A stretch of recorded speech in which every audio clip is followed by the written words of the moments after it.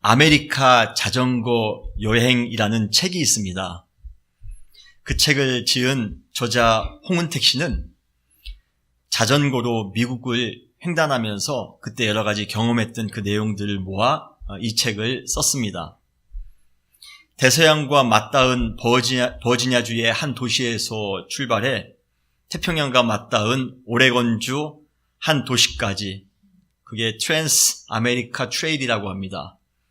그 길을 따라 무려 6,400km, 마일로 하면 4,000마일입니다. 그 거리를 80일 동안 자전거를 타고 여행했다고 합니다. 시속 13km로 8마일이죠. 하루 평균 95km씩 60마일씩 달렸다고 합니다. 횡단하는 동안 자전거 타이어가 10번 터졌고 100마리가 넘는 개로부터 추격을 받았으며 여름철인데도 불구하고 섭씨 1도에서 마이너스 1도에서부터 영상 43도까지의 온도를 체험했다고 합니다. 10개의 줄을 건넜고 시간대가 5번이나 바뀌었다고 합니다. 페달을 150만 번 돌렸고 하루 평균 5,000칼로리를 섭취했다고 합니다. 저 같은 사람이 제 나이에 제 몸무게가 필요한 그 칼로리가 2,200칼로리입니다. 그런데 2배 이상의 칼로리를 섭취했다고 합니다. 그런데도 불구하고 몸무게는 오히려 3kg가 빠졌다고 합니다. 여러 번 자동차 사고를 당할 뻔했고 텐트에서 생활했는데 산악에서 비를 만나 고생했던 그러한 이야기도 적고 있습니다. 그리고 낯선 이국 문화로 인해 여러 번 당황했던 적이 있었다라고 합니다. 그의 여정 기록을 읽으면서 제가 내린 결론이 있습니다. 그 결론은 나는 절대로 하지 말아야겠다. 예. 아이고, 그게 쉬운 게 아니더라고요, 보니까. 나는 절대로 하지 못할 것 같다. 그가 자전거 여행을 하는 이야기를 읽는 것만으로도 숨이 턱턱 막히는데 그것을 어떻게 제가 실제로 할 수 있단 말인가 생각만 해도 아주 숨이 멎는 것 같았습니다. 그러면서 생각해 보았습니다. 2500년 전, 지금서부터 2500년 전입니다.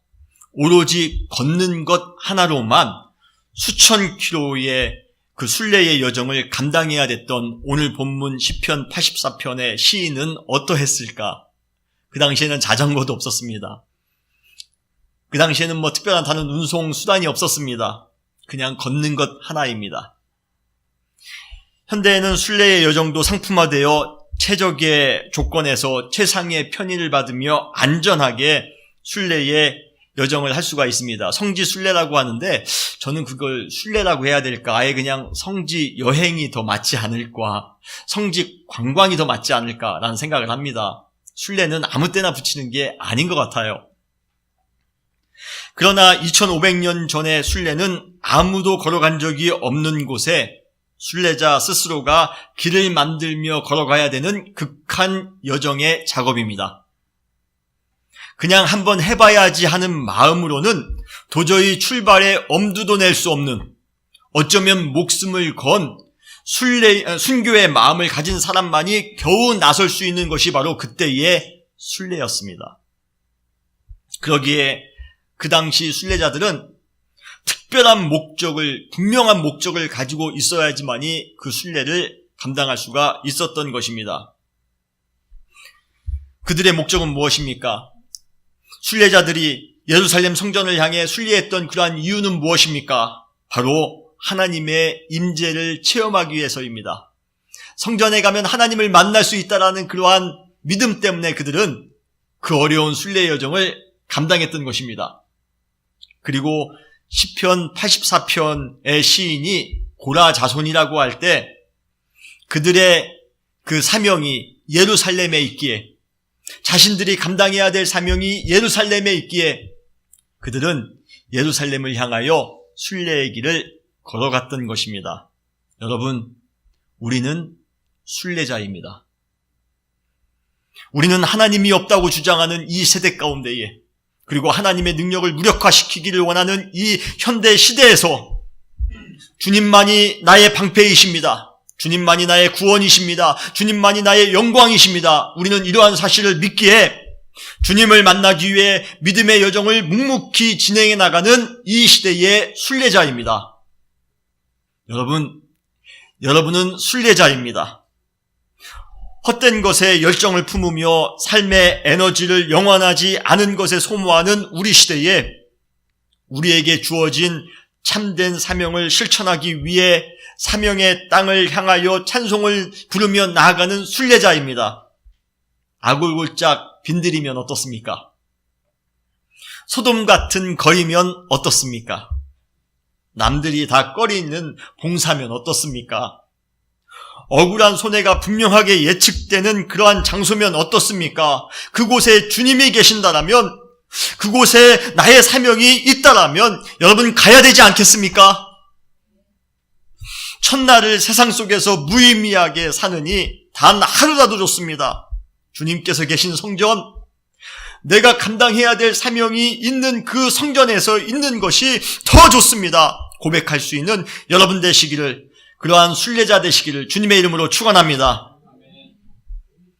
그렇다면 이제는 어떻게 시인이 어려운 순례의 여정을 잘 마칠 수 있었는가 한번 구체적으로 알아보았으면 좋겠습니다. 그 어려운 순례의 여정을 그가 어떻게 감당할 수 있었을까? 바벨론으로부터 예루살렘으로 오는 순례의 길은 아주 지형적으로 매우 척박한 곳입니다. 사막도 고독하게 지나가야 됩니다. 험한 산도 넘어가야 됩니다. 순례 도중에 만나는 그 헬몬산이라는 그 산이 있습니다. 헬몬산은 우리 대한민국에 있는 한반도에 있는 백두산보다도 한라산보다도 훨씬 높은 산입니다. 순례를 위해서는 그 산을 넘어야 됩니다. 그리고 지역 예측이 불가능한 골짜기도 걸어가야 됩니다. 산전수전을 다 겪어야지만이 순례의 길을 감당할 수가 있습니다. 이러한 사실은 우리가 거친 인생을 살아가면서 신앙을 추구하는 과정이, 신앙을 유지하며 살아가는 그 과정이 결코 쉽지 않다는 것을 의미합니다.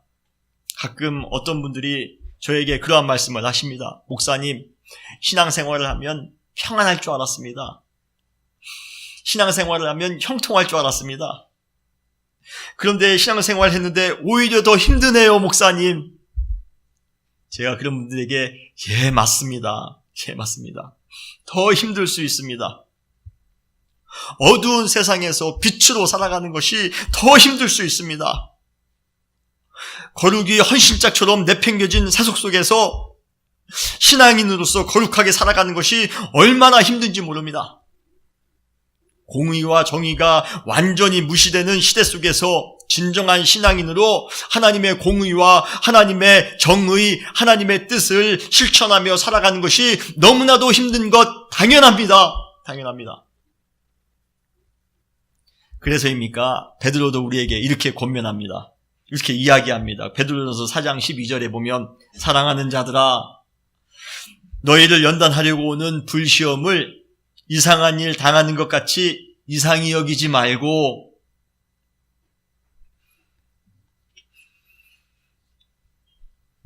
신앙의 순례자의 길이 결코 평탄하지 않습니다. 그래서입니까? 오늘 본문의 시인도 그 순례의 길을 눈물의 골짜기라고 표현하고 있습니다. 오늘 본문 6절에 보면 그들이 눈물의 골짜기로 지나갈 때에 어떻게 해야 됩니까? 어떻게 해야 합니까? 이 험한 눈물의 골짜기를 걸어가고 있는 우리 순례자들은 어떻게 해야 됩니까? 신앙생활을 하면 축복이 임할 것이라 믿었는데, 신앙생활을 하면 천국이 임할 것이라 믿었는데, 평강이 임할 것이라 믿었는데, 우리에게 연단이 닥쳤습니다. 우리에게 시험이, 모진 시험이 닥쳤습니다. 우리 이제 어떻게 해야 됩니까? 그러나 그러한 험한 여정에도 불구하고 시편의 순례자가 넉넉하게 순례의 길을 걸어갈 수 있었던 이유가 있습니다. 그 이유가 무엇입니까? 바로 하나님께서 시인의 모든 여정을 보호해 주시고 인도해 주셨기 때문입니다. 여러분 믿으십니까? 여기서 우리는 굉장히 놀라운 사실을 발견합니다. 바로 시인은 예루살렘 성전에 계신 하나님을 만나기 위해 순례의 길을 떠났지만 하나님은 성전에만 계신 분이 아니라 우리가 믿음으로 걸어가고 있는 그 순례의 발걸음 한 걸음 한 걸음 모든 걸음마다 함께 하셔서 우리를 인도해 주시고 우리를 보호해 주신다는 사실입니다. 할렐루야. 우리가 이러한 사실을 믿을 때에 우리는 척박한 순례의 길, 거친 신앙의 여정을 넉넉히 감당할 수 있음을 믿으시기를 바랍니다. 힘들고 어려워도, 순례의 길이 힘들고 어려워도 여러분 주님께서 우리와 함께 하심을 믿으시기를 바랍니다. 우리를 지켜주심을 믿으시기를 바랍니다. 사망의 음침한 골짜기를 걸어간다 할지라도, 사망의 음침한 골짜기를 순례한다 할지라도 해를 두려워하지 않는 것은 주께서 나와 함께 하심이라 여러분 믿으시며 순례 여정을 하시는 여러분 되시기를 주님의 이름으로 축원합니다. 먼저 아무리 눈물 골짜기 같은 험한 길을 걸어간다 할지라도 주님께서 인도해 주실 때 여러분 놀라운 일이 생기기 시작합니다. 뭡니까? 그 길은 시온의 대로가 될 것입니다. 오늘 본문 5절에 보면 주께 힘을 얻고 그 마음에 시온의 대로가 있는 자는 복이 있나이다 라고 말씀하십니다. 여기에 나오는 대로, 큰 길, 하이웨이, 이러한 표현은 그 당시 왕이 행차하는 왕의 길을 의미합니다. 왕이 가장 편리하게 길을 행차할 수 있도록 그 당시에 가장 혁신적인 공학을 동원해 만든 길이 바로 이 대로입니다. 우리 뒤에 우리 저 학생 중에 한 명은 시빌 엔지니어, 토목공학과. 만약에 아이오와에 왕이 행차한다면 우리 저 친구도 착출돼서 길 만들게 될 것입니다. 왕의 길 얼마나 편리하겠습니까? 얼마나 좋습니까? 반듯하게 나 있는. 그러나 세상에서 경험할 수 있는 가장 혹독한 지형을 모두 내디디면서 온 순례자에게 이 대로는 꿈의 길이 아닐 수 없습니다. 눈물의 골짜기를 고통스럽게 신음하며 걸어가던 순간 단 1분만이라도, 단 몇 초만이라도 나도 왕처럼 저러한 대로를 걸을 수 있다면 얼마나 좋을까 상상했던 길이 바로 그 대로입니다.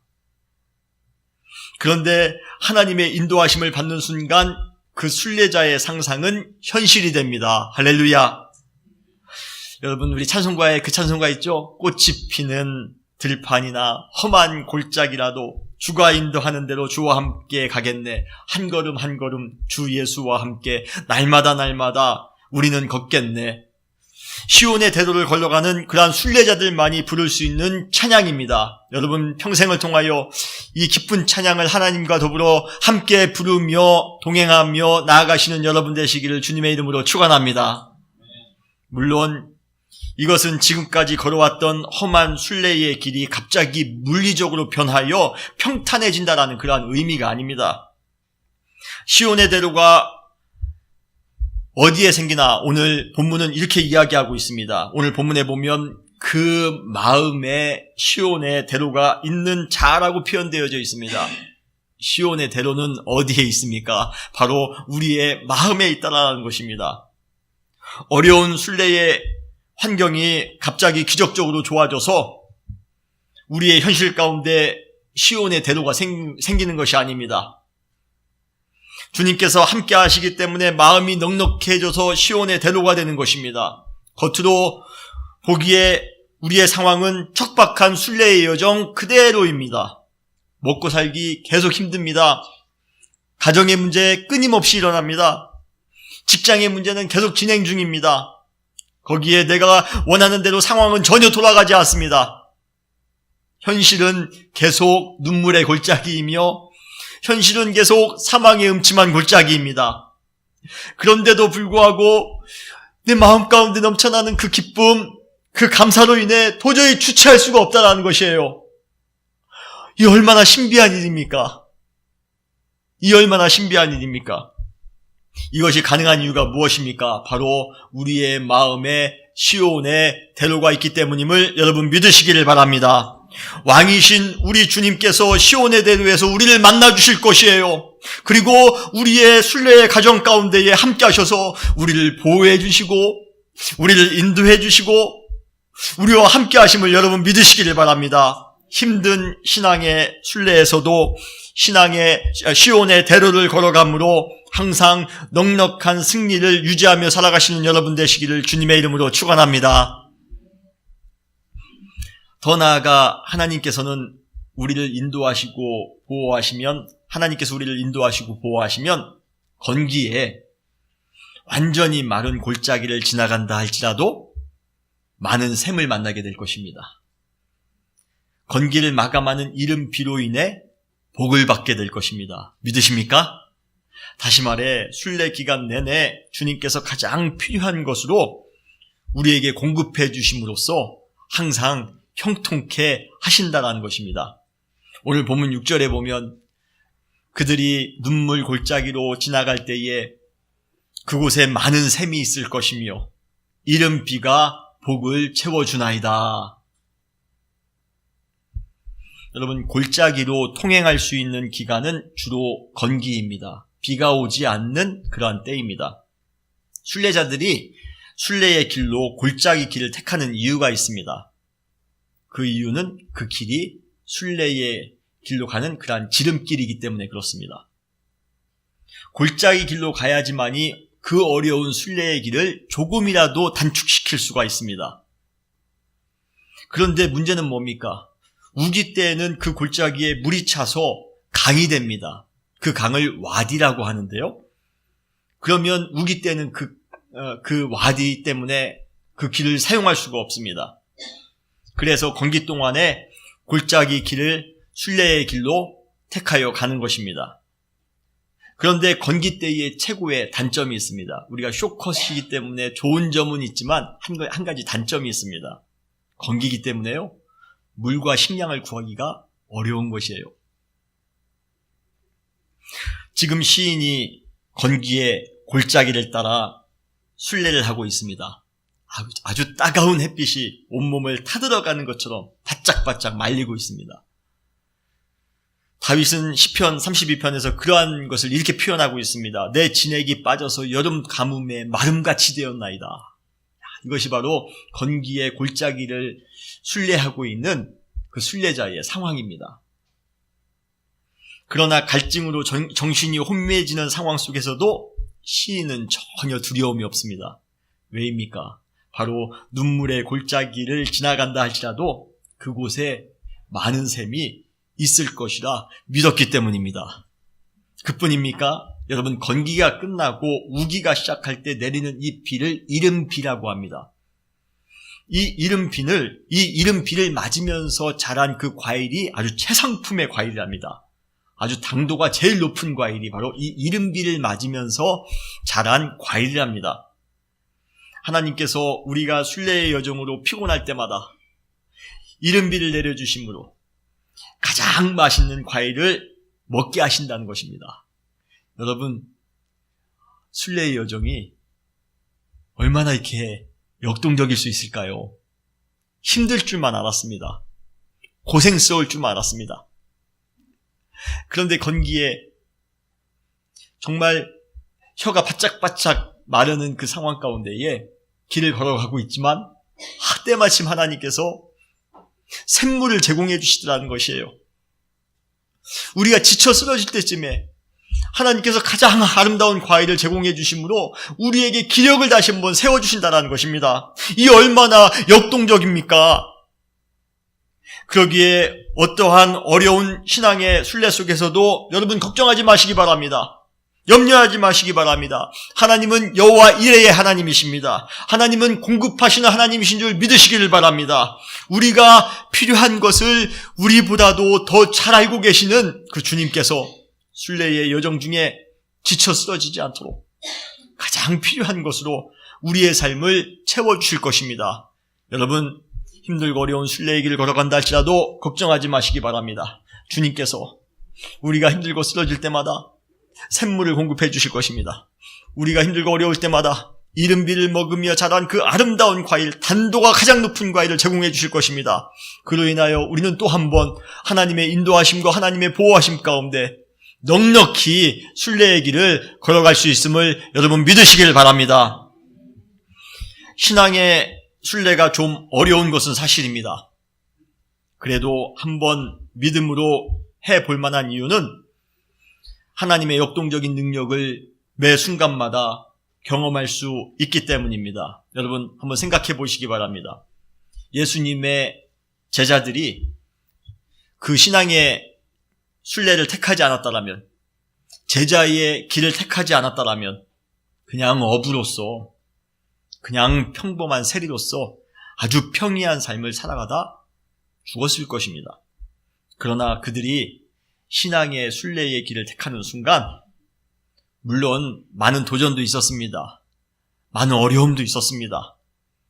그럼에도 불구하고 그들은 매일같이 하나님의 역동적인 능력을 경험하게 됩니다.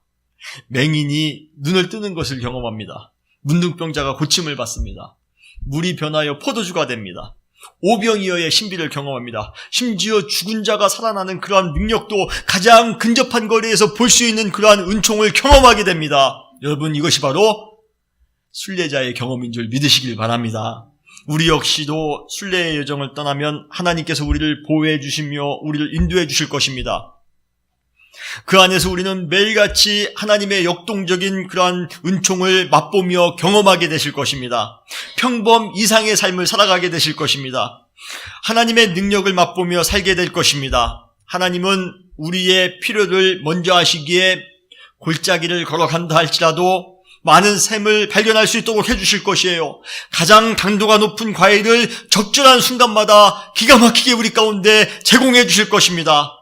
순례의 길이 오히려 재밌습니다. 순례의 길이 오히려 기대가 넘칩니다. 순례의 길이 오히려 행복합니다. 우리는 순례의 길을 걸어가면서도 오히려 하나님의 인도하심과 보호하심으로 인해 우리의 신앙은 성숙하게 될 것입니다. 여러분 신앙의 여정 가운데 하나님의 인도하심으로 말미암아 우리의 신앙이 또 한 번 성숙해 되어지는 놀라운 경험을 하시는 여러분 되시기를 주님의 이름으로 축원합니다.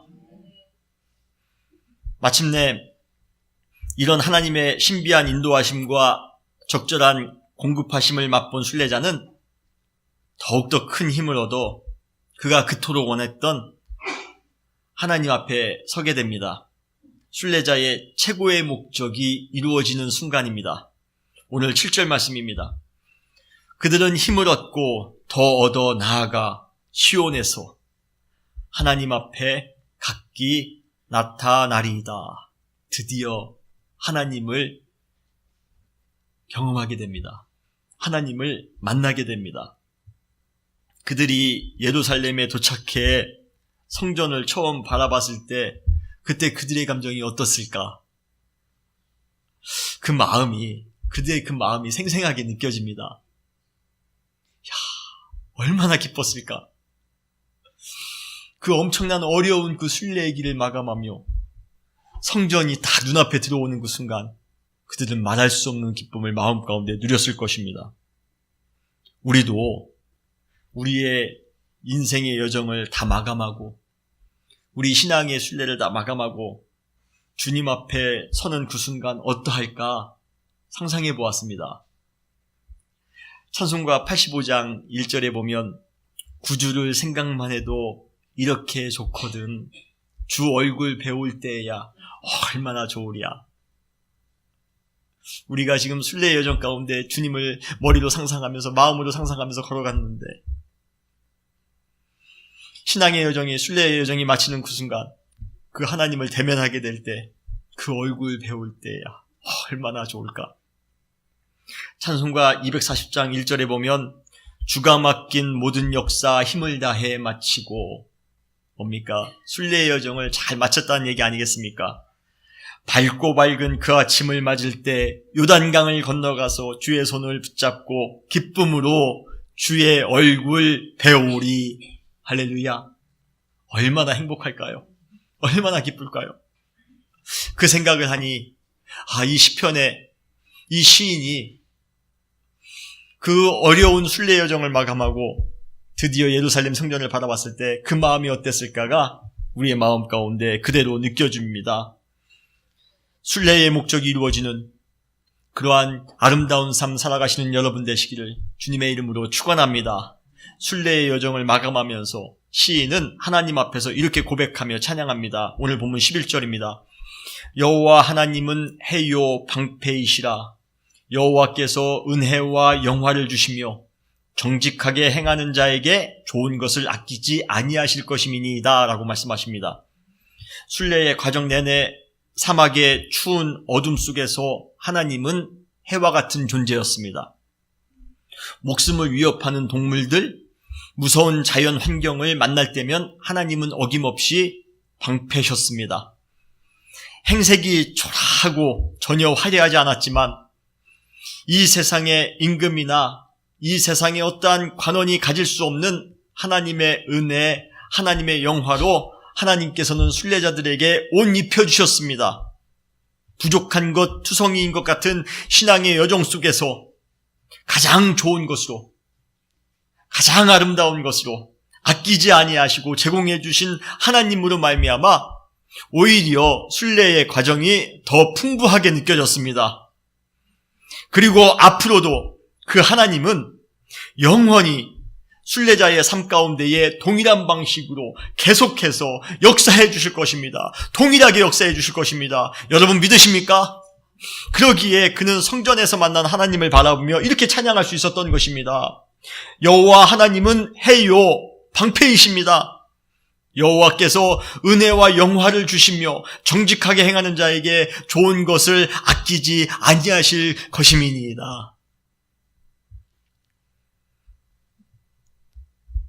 여러분, 아직도 순례의 길을 머뭇거리고 계신 분이 계십니까?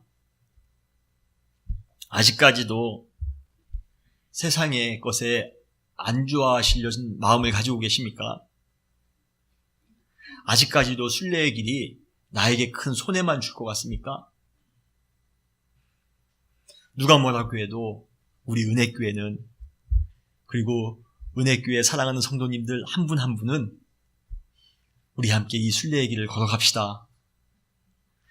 좀 힘들다 할지라도, 좀 어렵다 할지라도 그거 바라보지 마시고 어느 순간에도 우리를 인도해 주시며 우리를 보호해 주시는 그 하나님을 바라봅시다. 하나님께서 가장 필요한 것으로, 가장 아름다운 것으로 우리를 제공해 주실 것이라 여러분 믿으시고 그 믿음으로 우리 함께 순례의 여정을 함께 해 나아갑시다. 주저하지 마시고 주님이 계신 곳을 향해, 우리가 감당해야 될 사명이 있는 곳을 향해 신앙의 여정을 함께 출발합시다. 그 순례의 여정이 지금까지 살아왔던 세상적인 그 방식과는 차이가 많이 난다 할지라도 여러분 지레 당황하실 필요가 없습니다. 여러분 오늘 본문은 이렇게 마감합니다. 만군의 여호와여, 주께 의지하는 자는 복이 있나이다. 우리가 의지하는 대상은, 우리가 믿는 대상은 모든 것을 이기시는 만군의 하나님인 줄 믿으시길 바랍니다. 그 믿음으로 그 주님을 의지하며 순례의 여정을 출발하신다면 매 순간 우리는 하나님의 역동적인 인도하심과 보호하심, 그리고 크신 하나님의 복을 경험하게 되실 것입니다. 사랑하는 은혜교회 성도 여러분, 함께 믿음의 순례의 길을 떠납시다. 여러분은 신앙의 순례자이십니다. 다 같이 기도하시겠습니다.